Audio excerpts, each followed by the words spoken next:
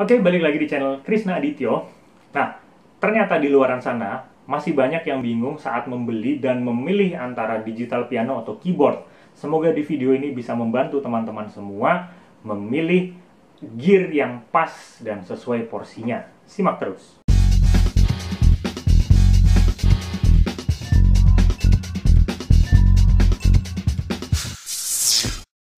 Oke, ketika teman-teman dihadapi dengan limitasi dana, kemudian teman-teman harus memilih alat secara bijak, maka tonton video ini sampai habis. Jangan sampai salah beli.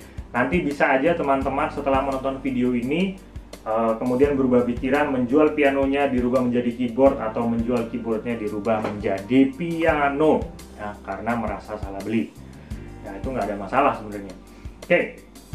Sebelum kita masuk ke poinnya, Mas Kris akan jelaskan dulu antara piano dan keyboard. Piano digital ya, piano digital itu adalah piano akustik yang didigitalkan, bentuknya disederhanakan, ya, dan dielektrikkan, teman-teman. Artinya apa? Secara kapasitas itu mirip-mirip dengan piano akustik. Jumlah touch-nya 88 sama, rasa dari touching-nya, membal dari touch-nya itu berat menyerupai piano aslinya. Ini adalah kriteria utama dari digital piano, teman-teman, atau DP. Kalau keyboard, nah, ini ada yang namanya workstation dan arranger workstation. Ada juga synthesizer atau MIDI controller ya, kayak gitu-gitu ya. Tapi kita nggak membahas. Biasanya yang membeli synth atau membeli MIDI controller itu adalah orang-orang yang sudah paham apa yang harus dia pakai. Tapi ini yang pada umumnya masih bingung. Workstation ini adalah keyboard. Keyboard ini alat yang isinya berbagai macam fitur. Ya, dia kegunaannya untuk memaksimalkan fitur itu. Apa fiturnya? Satu, ada stylenya. Style itu adalah iringan, teman-teman, yang dia bisa bunyi sendiri, bisa ngiringin sendiri pianonya. Kita hanya mencet chordnya. Kemudian bisa merubah suaranya, banyak pilihan perubahan suara, bisa nge-layer suaranya, misal digabungin antara suara piano dan string ya, atau bisa split antara tangan kiri dan tangan kanan, bisa mengatur frekuensinya pianonya, suara-suara dari suara pianonya, suara dari bassnya, suara dari stringnya, macam-macam. Itu namanya workstation. Ada juga keyboard arranger workstation. Ada tambahan arranger di depannya. Itu keyboard yang bisa menulis musik sendiri di situ, bukan menulis ya, membuat musik sendiri di situ. Menggunakan multi track biasanya. Misalnya track pertama teman-teman mainin drumnya, kasih suara drum, duk cetak jeduk cetak. Track 2 kasih suara elektrik piano, misal pam pam pam. Kali track 3, nah seperti seorang arranger yang dia ngiring musik-musiknya, instrumen-instrumennya dijadiin jadi satu musik langsung tanpa menggunakan komputer, langsung di keyboard itu. Itu namanya arranger workstation. Harganya pasti lebih mahal dari keyboard workstation pada umumnya, keyboard workstation biasa. Nah, biasanya touch-nya itu hanya 56, jadi pendek sekali keyboardnya, teman-teman.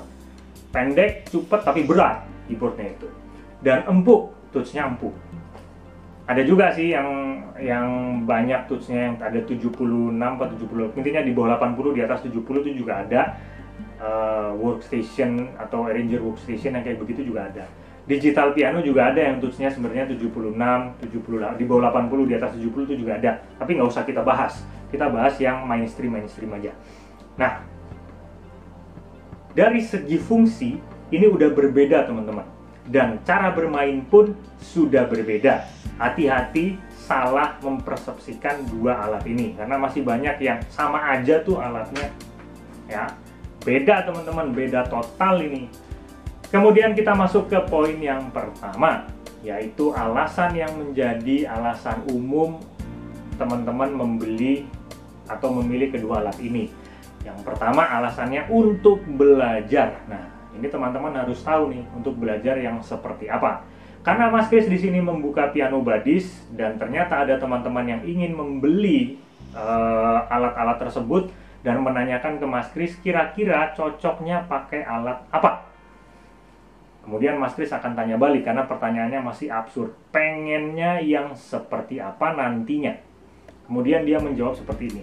Aku pengen sekedar bisa main aja, bisa ngiringin ketika ada teman-teman datang bisa karaokean, kemudian misalnya menghilangkan bosan, mengisi hari-harinya. Ya udah, belinya keyboard. Ya, karena banyak sekali fitur di situ, teman-teman bisa mengeksplor fitur-fitur yang ada di situ. Ya, highlightnya adalah mengeksplor fiturnya. Paham ya teman-teman? Biar nggak bosan.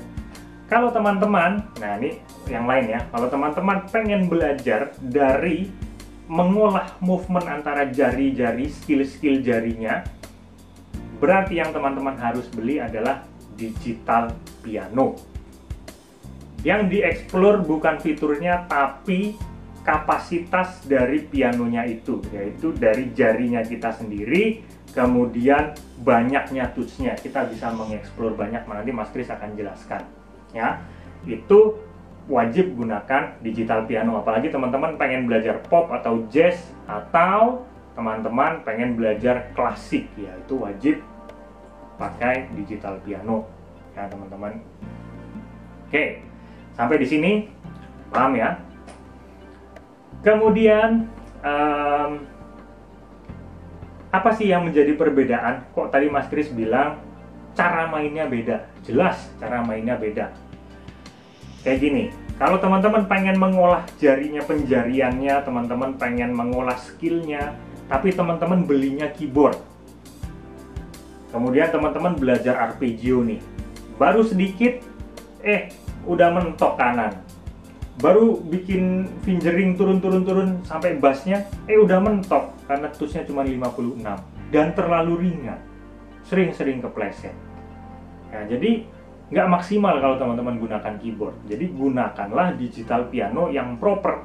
Ketika teman-teman menggunakan digital piano, range-nya sama dengan piano aslinya, teman-teman ketika main piano asli nggak kagok lagi. Gitu, hanya sedikit penyesuaian aja. Ya. Nah, membal dari pianonya ini, piano digital ini, yang dia biasa disebut hammer tadi itu akan melatih power satu persatu dari jari kita. Istilahnya adalah powering, ya, finger powering. Nah, ini yang akan melatih teman-teman, intuisi teman-teman saat kapan berpindah, kapan movementnya, kecepatannya seberapa, ketukannya pas nggak, touchingnya ini sangat mempengaruhi, apalagi dinamikanya. Ya, itu teman-teman, piano digital. Tapi kalau teman-teman menggunakan keyboard tapi dengan tujuan aku pengen memaksimalkan fiturnya, seperti contoh pengen bisa mengiringi dangdut, atau teman-teman bisa ngiringi Arabian, musik-musik Arabik gitu, wajib menggunakan keyboard. Ya, atau teman-teman pengen ngiringin gereja gitu ya, pakai style, ya pastinya keyboard, itu udah pasti. Yang dimaksimalkan bukan dari fingeringnya tadi, tapi memaksimalkan fiturnya, yang dia keyboardnya bisa canggih, bisa begini, bisa begitu, itu yang dimaksimalkan. Karena kedua alat musik ini memiliki perbedaan signifikan. Piano digital fiturnya tidak secanggih keyboard arranger workstation, itu pasti, kecuali yang harganya mahal.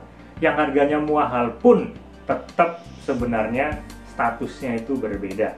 Seperti Nord harganya 50 juta, ya. Ya itu dibandingkan dengan keyboard workstation harga 50 juta, ya tetap fungsi keyboardnya ini berbeda jauh dengan piano gitu. Ya. Biasanya kalau fitur-fitur pada piano itu yang memang dia mendukung piano tersebut. Contohnya yang paling penting untuk belajar metronom. Nah, kemudian ada tombol transpose. Kemudian merubah voice secara umum ya. Biasa aja, nggak sebanyak keyboard workstation itu kalau digital piano. Kemudian mungkin bisa disetel warna suaranya, bisa dikasih reverb dan macam-macam. Kalau keyboard, ya seperti itu tadi ya, kita nggak usah bahas lagi, teman-teman udah tahu semuanya. Semoga teman-teman bisa memilih secara bijak apa yang teman-teman butuhkan. Tapi kalau teman-teman pengen dapat dua-duanya, itu juga ada. Piano, touch-nya berat, kemudian bisa dikasih style-stylenya. Contohnya adalah Yamaha DGX kayak gitu. Walaupun dibandingkan dengan Yamaha PSR 975, ya jumlah style dan jumlah voice-nya kalah jauh dengan Yamaha PSR 975 dengan DGX tadi, apalagi DGX 660 misal, ya kalah. Ya karena memang sudah beda fungsi. Nah, pastikan sendiri apa yang mau teman-teman lakukan ke depannya. Oke, fitur yang teman-teman nanti akan mengarah ke depannya, yaitu lihat dulu teman-teman pengen mengarah ke produksi musik nggak? Kalau pengen mengarah ke produksi musik, teman-teman cari piano digital atau keyboard yang dia ada MIDI portnya di belakangnya atau USB MIDI-nya. Ya, kalau misalnya nggak ada, akan kesusahan nanti. Seperti itu. Ada banyak brand di Indonesia yang masuk, dimulai dari Yamaha, Korg, Roland, Kurzweil, Casio, ada Techno, ada Technic, ya macam-macam teman-teman. Ada juga piano digital mereknya Nord, tapi itu udah mahal sekali, kita nggak usah bahas. Ada juga merek-merek lain. Kalau teman-teman ada yang tahu merek lain, ya silakan tulis di komentar untuk membantu teman-teman memberikan database lebih banyak gitu. Misalnya pengen beli yang anti mainstream.